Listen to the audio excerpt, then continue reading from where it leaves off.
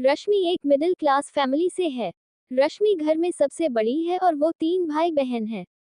भाई सबसे छोटा है। रश्मि पढ़ने में अच्छी थी। घर वाले इतने सक्षम ना होने के बावजूद भी रश्मि ने कोचिंग लेकर अपनी एमएससी की पढ़ाई जारी रखी है। सभी रिश्तेदारों ने रश्मि और घर वालों को टोका था कि ज्यादा पढ़ी लिखी लड़की हो तो भी हमारी कास्ट में शादी में प्रॉब्लम होती है, इसलिए लड़की को ज्यादा पढ़ाओ मत। हम मिडिल क्लास फैमिली में ऐसा ही होता है, सब कुछ शादी के लिए ही होता। हर लड़की की तरह रश्मि की भी यही ख्वाहिश है कि उसे ऐसा पति मिले जो उसे समझे। समाज और रिश्तेदार के वजह से अब रश्मि के घर वाले भी उसकी शादी की जल्दी करने लगे। शादी के लिए कई रिश्ते भी आए, लेकिन शादी के लिए जब कुंडली मिलाई गई तभी घर वालों को पता चला कि रश्मि की कुंडली में कुछ दोष है, जिसके कारण कहीं भी बात नहीं बन पा रही थी। बस इस बात से रिश्तेदारों को और बातें बनाने का मौका मिल गया था।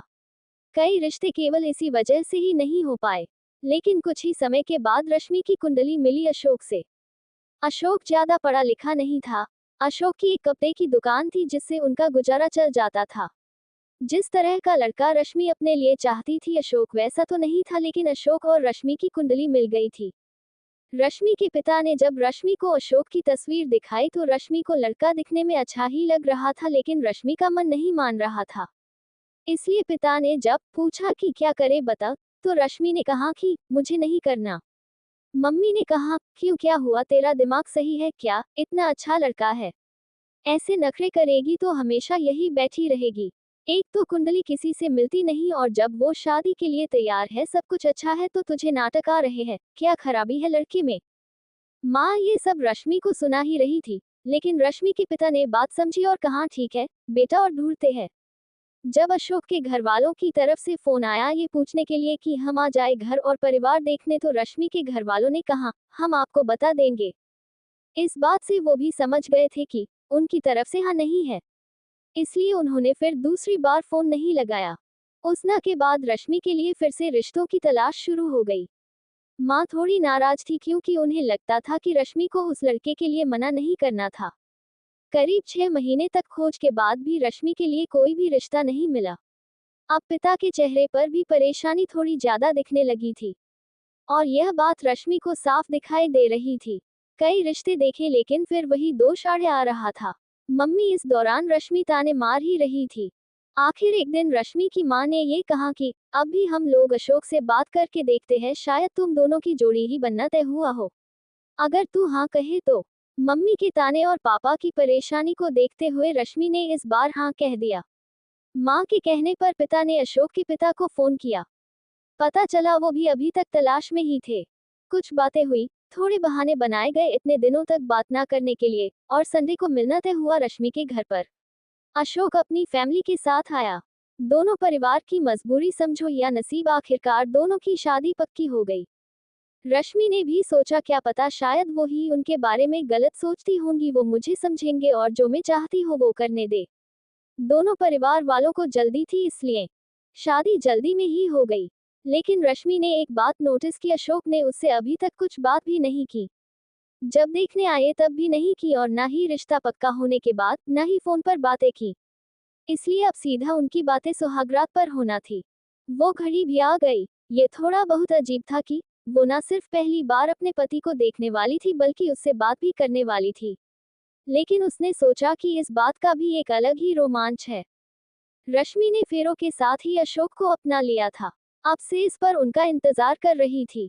धड़कने तेज थी। जिनको अपना मान लिया है उनकी शक्ल भी अच्छे से नहीं देखी है। फिर अशोक कमरे में आया, दरवाजा बंद किया और बिस्तर पर आकर रश्मि के पास बैठ गया। और सबसे पहली बात जो अशोक ने पूछी वो थी, मुझे पता चला था कि तुम मुझसे शादी नहीं करना चाहती थी क्योंकि मैं पढ़ा लिखा नहीं हूँ। उसकी आवाज में थोड़ा गुस्सा था। फिर वो बोला, देख अब तुझे यह अनपढ़ के पास ही आना पड़ा ना। रश्मि को यकीन नहीं हुआ कि वो उनके मुंह से पहली बातें ये सुनेगी। उसने बोला, किसने बोला आपको, ऐसा कुछ नहीं है, ऐसा कुछ होता तो मैं शादी ही नहीं करती। अशोक और गुस्सा हो गया। अरे चुप कर, वो तो तेरी शादी हो नहीं रही थी इसलिए तू मेरे पास आई है। तुझे पता है मैंने क्यों की? तुझे सबक सिखाने के लिए। अब देखना तुझे कैसे मैं एक नौकरानी बनाकर इस घर में रखूंगा। एक पढ़ी लिखी नौकरानी, और सुहागरात तो दूर की बात, मैं तुझे छूऊंगा भी नहीं। किसी भी लड़की के लिए पहली रात अपने पति से सुनना बहुत ज्यादा परेशान करने वाली बात होगी और रश्मि को इस बात ने बहुत परेशान किया। एक मिनट में उसे लगा कि क्या उसने कोई गलती कर दी। शादी करके उसकी आंखों से आंसू झरने लगे। सारी रात उसने बिना सोए निकाल दी। अगले दिन वो घर के काम में लग गई। सास ससुर का स्वभाव अच्छा ही था। काम करते करते उसके दिमाग में उनकी कई बातें ही चल रही थी। रात फिर अशोक कमरे में आया। रश्मि कुछ काम कर रही थी। अशोक फोन पर अपने दोस्त से बात कर रहा था। कह रहा था कि मैं इसका घमंड ठिकाने पर लगा दूंगा और भी ना जाने क्या क्या। रश्मि की तो शादी और पति के अरमान पर जैसे पानी फिर गया।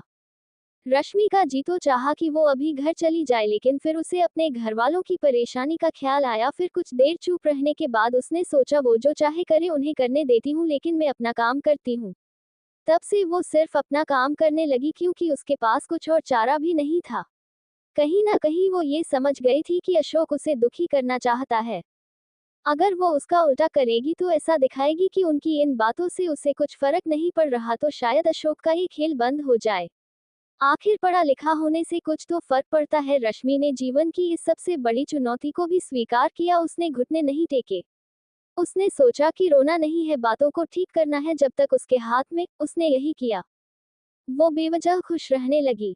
अपनी सास ससुर को अच्छे से बना के खिलाने के साथ उनके साथ मंदिर मार्केट जाने लगी। चेहरे पर कोई परेशानी नहीं। अशोक ये सब देख रहा था। वो भी अपनी कोशिशों में लगा था।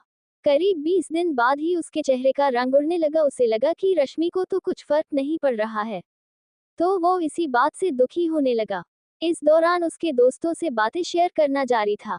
रश्मि का ये प्लान काम किया। अशोक के सब्र का बांध टूट गया और फिर एक रात जब रश्मि कमरे में गई, तब अशोक ने दरवाजा बंद किया और जबरदस्ती उसे पकड़कर बिस्तर की ओर ले जाने लगा। लेकिन इस बार उसे रश्मि का वो रूप दिखाई दिया जो उसने सोचा भी नहीं होगा। रश्मि ने अपना हाथ जोर से झटका मार के छुड़ाया। कहाँ की? क्या कर रहे हो आप? अशोक जैसे घबरा सा गया। उस दिन सुहागरात पर आप कह रहे थे कि आप मुझे छुओगे भी नहीं, तो लगता है आज आपके उन आवारा दोस्त ने फिर आपको कुछ सिखाया है जो आप मेरे साथ जबरदस्ती यह हरकत कर रहे हैं। अशोक बोला, मैं तुम्हारा पति हूँ। रश्मि ने कहा कि हाँ, आप पति है और मुझसे प्यार कर सकते हैं, लेकिन ये प्यार नहीं है, ये कुछ और है। मैं तो आपके लिए ही आई थी, सब कुछ छोड़कर आपके घर आपके साथ रहने, लेकिन आपने आते ही मुझे नौकरानी बना दिया। सबक सिखाने की बात करने लगे। अब आप मुझे तब तक नहीं छू सकते जब तक मैं नहीं चाहती और जब तक मुझे नहीं लगता कि आप मुझसे सच में प्यार करते हैं। उसी पल से रश्मि ने अशोक की आंखों में बदलाव देख लिया था। उसे पता था कि अशोक का गुस्सा उस गलतफहमी की वजह से है कि उस ना की वजह से, लेकिन उस बात से आगे बढ़ना होगा। अशोक बुरा इंसान नहीं था। उस रात के बाद वो रश्मि से नजरें भी नहीं मिला पा रहा था। चुपचाप रहने लगा था। समय बीतता गया। शादी को 5 महीने हो गए थे। रश्मि अब अशोक को परख रही थी और इस दौरान उसे समझ आ गया था कि अशोक कैसा है। एक ही घर में रहकर अपने ही पति के साथ ऐसा रहना अब उसे भी चुभने लगा। एक रात उसने कह ही दिया, छोड़ो सब पुरानी बातें, चलो ना एक नई शुरुआत करते हैं। मुझसे जो गलती हुई आप माफ कर दो। अशोक चुप रहा, कुछ नहीं बोला। आखिर रश्मि ने इतने दिनों तक उसे दूर रखा। रश्मि ने फिर एक बोला, इस बार थोड़ा ज्यादा प्यार से, अरे छोड़ा, इधर एक बार देख तो लो, जो हुआ सो हुआ। इस बार अशोक पिघला मुड़ा और रश्मि की आंखों में देखकर जैसे उसका गुस्सा पता नहीं कहाँ गया। बोला, तुम मुझे माफ कर पाओगी? रश्मि ने बोला, हाँ मैंने कर दिया। एक दूसरे से बात करने की ही देर थी। उस रात से उनकी नई शुरुआत हुई। दोनों को लगने लगा कि वो एक दूसरे के लिए बने हैं। ऐसे ही वीडियो देखने के लिए हमारे चैनल को लाइक एंड सब्सक्राइब करें। Thanks for watching.